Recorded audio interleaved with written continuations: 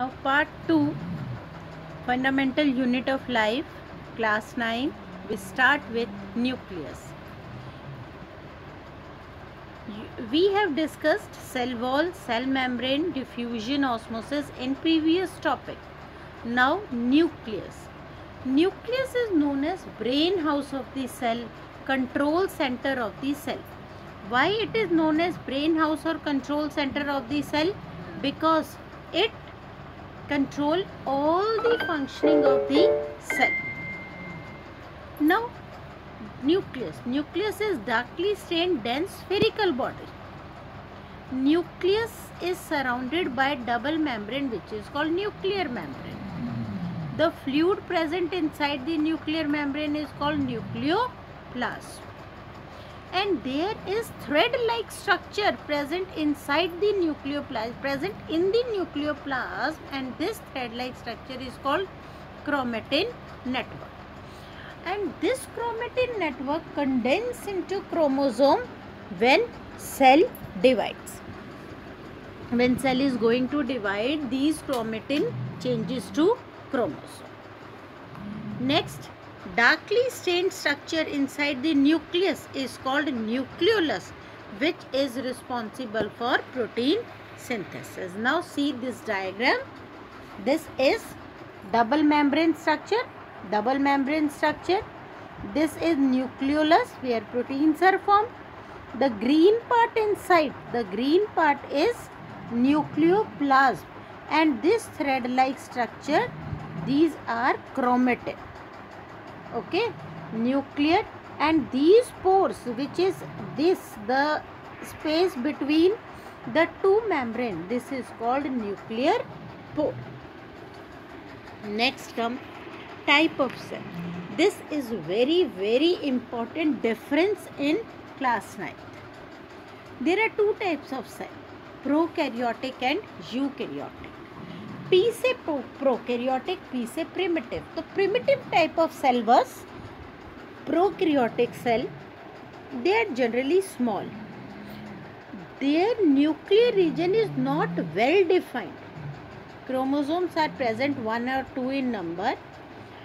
The main thing in prokaryotic cell is कि membrane bound cell organelles are not present.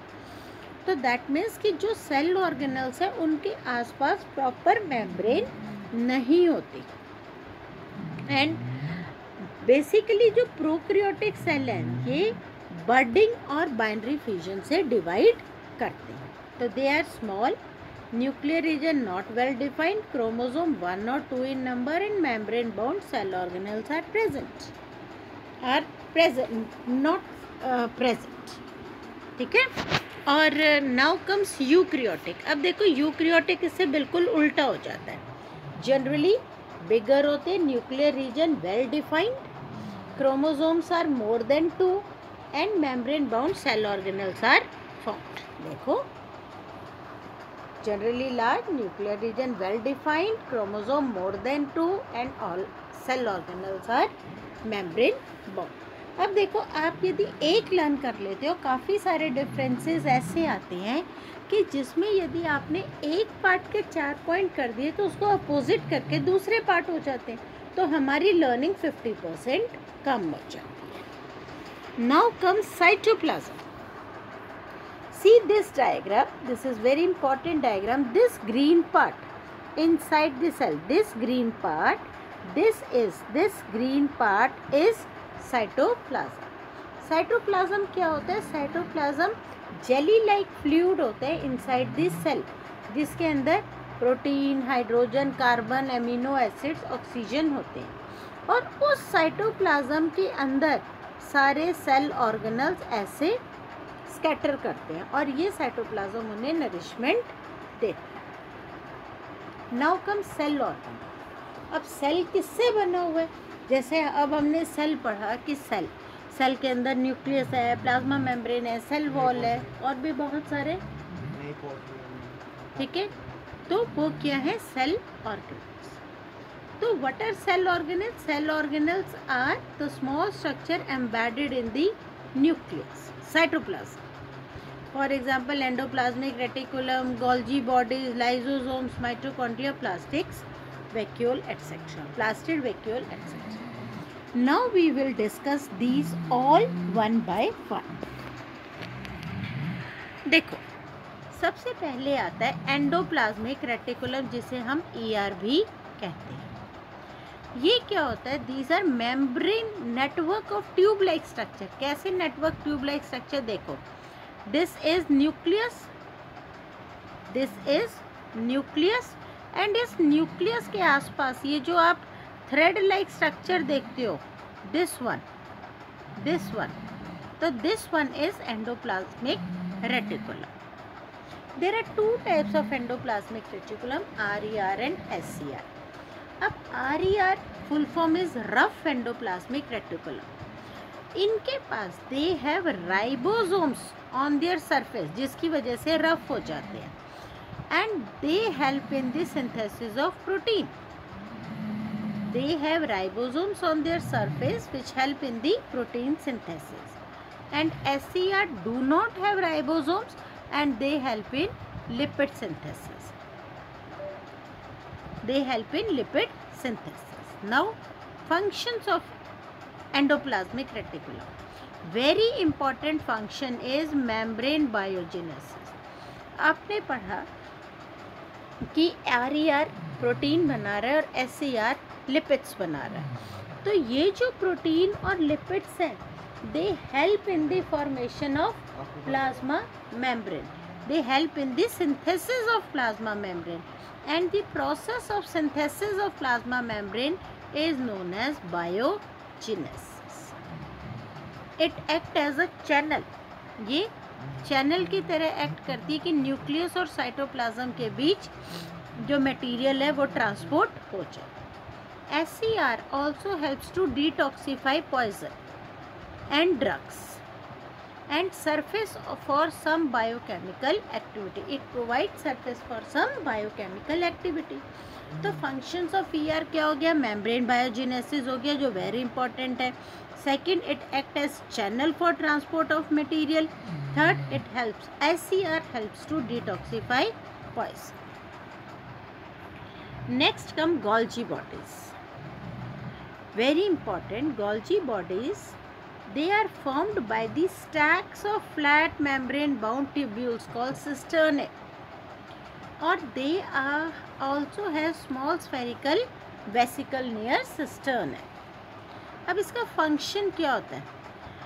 इसका function होता है जो एंडोप्लाज्मिक रेटिकुलम या RER और SCR जो प्रोटीन और लिपिड्स बनाते हैं, ये उन्हें स्टोर करता है, फिर पैक करता है और फिर जहाँ भेजना होता है भेज देता है. इसका मतलब ये गोडाउन का काम करता है RER और SCR के मटेरियल का. जैसे गोडाउन में चीज़ें स्टोर होती हैं, पैक होती है, ट्रांसपोर्ट होती है, गोल्जी बॉडीज़ में भी वो लिपिड्स और प्रोटीन स्टोर होते हैं, पैक होते हैं, ट्रांसपोर्ट हो जाते हैं. इसका सबसे इम्पॉर्टेंट फंक्शन ये भी होता है, it help in the formation of lysosomes. Lysosomes we will discuss.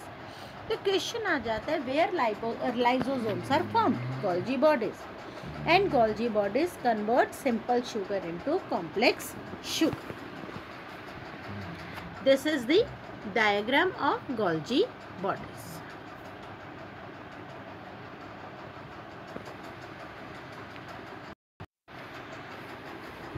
Now come lysosomes. Lysosomes हमने अभी पढ़ा है कि Golgi bodies help in the formation of lysosomes.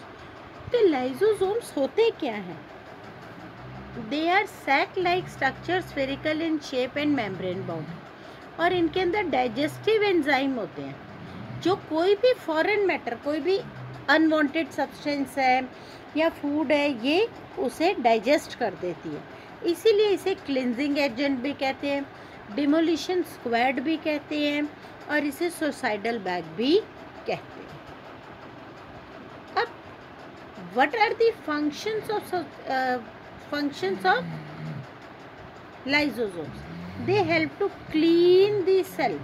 यदि कोई, जैसे सपोज करो सेल के अंदर कोई सेल ऑर्गेनल मर जाता है, ठीक है, उसकी फंक्शन लेस हो जाता है, तो लाइजोसोम्स अपने डाइजेस्टिव एंजाइम सिक्रीट करता है और वो सेल ऑर्गेनल को डाइजेस्ट कर लेता है.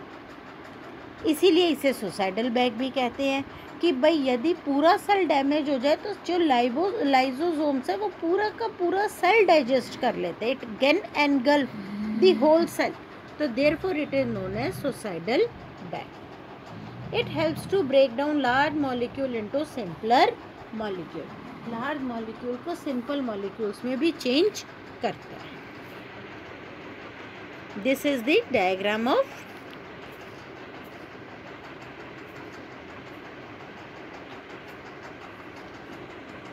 lysosomes. ठीक है. Now comes mitochondria. Mitochondria are called powerhouse of the cell. अब mitochondria and plastids are two cell organelles which have their own DNA. ये क्वेश्चंस आ जाता है 1 मार्क के लिए. Name 2 cell organelles which have their own DNA. Mitochondria and plastids. तो what are mitochondria? देखो इसके diagram में कि माइटोकॉन्ड्रिया एक तो डबल मेम्ब्रेन होती है और ये जो अंदर वाली मेम्ब्रेन है ये फोल्डेड होती है. ये क्यों फोल्डेड होती है? क्योंकि माइटोकॉन्ड्रिया का फंक्शन है एनर्जी जनरेट करना और ये इसलिए ये इर्रेगुलर है ताकि ये लार्ज सरफेस एरिया प्रोवाइड करे for better oxidation of glucose. तो therefore mitochondria is folded inside. तो mitochondria is small rod like structure. Double membrane होती है. आउटर मेम्ब्रेन स्मूथ होती है और इनर मेम्ब्रेन फोल्डेड होती है जिसे सिस्टर क्रिस्टे कहते हैं. इसके अंदर जो लिक्विड होता है उसे मैट्रिक्स कहते हैं और इसके अपने राइबोसोम्स और डीएनए होते हैं. It has its own ribosomes and DNA. Next come why mitochondria is called power house of the cell. तो इसके फंक्शन में आ जाएगा. It is known as powerhouse of the cell because it generates energy by oxidation. It provides site for the oxidation of glucose and energy is stored in the form of ATP for various metabolic activity. Therefore, it is known as powerhouse of the cell. Next come plastids. P से plastids, P से plant. The plastids are present only in plant cell. Plastids or mitochondria, they both have their own DNA and ribosome. तो plastids क्या होते हैं? Double membrane cell organelles होते हैं जो सिर्फ प्लांट सेल में होते हैं.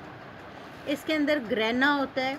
ग्राउंड सब्सटेंस को स्ट्रोमा कहते हैं और इनका अपना डीएनए होता है. Now types of plastid. Chloroplast, chromoplast and leucoplast. अब क्लोरोप्लास्ट, क्लोरो से किसकी साउंड आ रही है? क्लोरोफिल की. तो यदि क्लोरोफिल की साउंड आ रही है तो लिख दो कि इसके अंदर क्लोरोफिल पिगमेंट होता है जो किस में हेल्प करता है? फोटोसिंथेसिस में.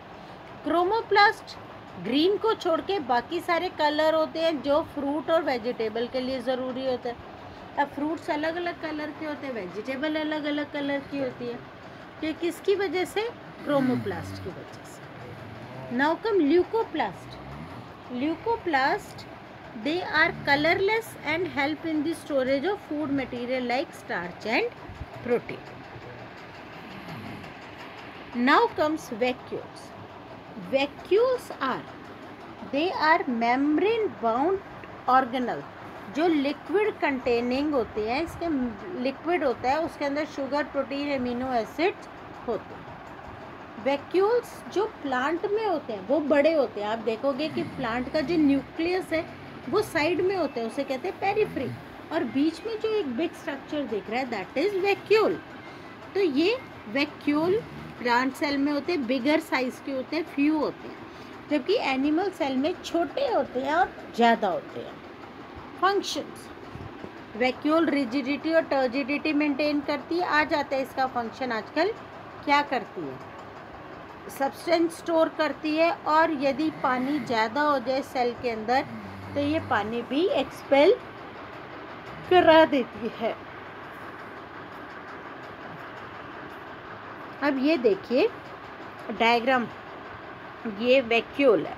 ठीक है, दिस इज वैक्यूल. बिग, मैंने कहा था ना कि जो सेंटर में वाइट सा बिग होता है that is vacuole. Now come cell division. Very important topic, cell division.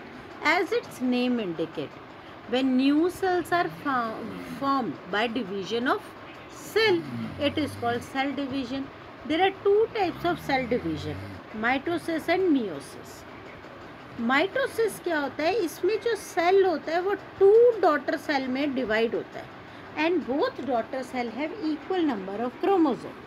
जबकि जो मियोसिस है उसमें इसमें 2 बनती है और इसमें 4 बनती है, अराइज फ्रॉम मदर सेल, और उनके अंदर half the number of chromosome होता है. This is the diagram showing mitosis and meiosis. Now in the last I will repeat which cell organelle is known as powerhouse. Mitochondria, because it provides site for the oxidation of food. Which cell organelle is known as kitchen house of the cell? Chloroplast, because it has chlorophyll to manufacture food. Which cell organelle is known as control center? Nucleus, because it controls all the activities of cell. Which cell organelle is known as suicidal bag? Suicidal bag किसे कहते हैं? Lysosomes को. Because when all cell get damaged, it releases enzyme and engulf the whole cell. ठीक है? This diagram is very important. Try it. I think now you people are clear with this chapter. Hope you like this audio and video. Thank you.